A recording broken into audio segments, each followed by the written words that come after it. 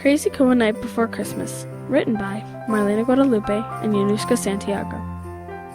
'Twas the night before Christmas at Koa Elementary, and it was sure to be the best night of the century.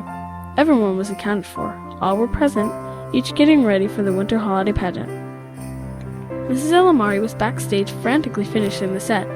Mrs. Hart was in the music room rehearsing the clarinets. Miss Scott and Mrs. Godin were greeting each guest, smiling and grinning in their Sunday best.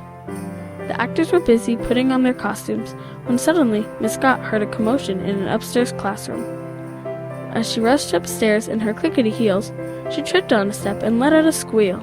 "Ah!" she said, "I've bruised my hip. I've slipped on someone's discarded corn chip. Who left this chip here, I demand to know?" As she marched upstairs, her eyes all aglow. A puddle of paint she spotted on the floor, as she radioed for Mr. Soden as she opened the door, when what to her wondering eyes should appear but two little elves and an antlered reindeer. The elves had on lab coats and safety glasses too, and one held in his hand a bottle of Elmer's glue. The table in front of them was piled high with supplies. They had the appearance of secret agent spies. Miss Scott cleared her throat and questioned the elves. They apologized for the mess and introduced themselves. One was called Sandy Bakes, and the other one Proudfoot. Their clothes were neat and tidy, except for some soot. The elves explained their secret mission as Miss Scott stood quietly and listened. A volcano was needed for a young girl named Yvonne. Santa had sent them here to create it because he needed it by dawn. This volcano was unusual. In fact, it was tricky. The little girl was specific. Boy, oh boy, was she picky. She didn't want it to goo, gloop, or even drip.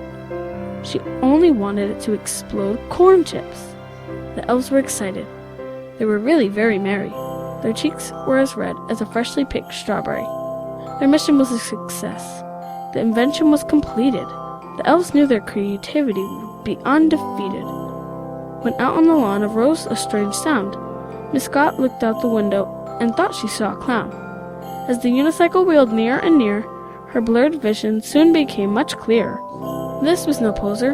This was no clown. It was St. Nick entering school grounds. They all were joyfully jumping up and down, so excited that Santa Claus had come into town. Into the elevator he flew like a flash, up to Mr. Hall's science room with a swift dash. He picked up the volcano, so pleased with their work. He patted the elves on the back, and away they flew with a jerk. Miss Scott returned downstairs just as the show was about to start. She had warm, fuzzy feelings of Christmas in her heart. So proud of her school, so pleased Koa Elementary could assist in fulfilling the desires of a little girl's Christmas wish.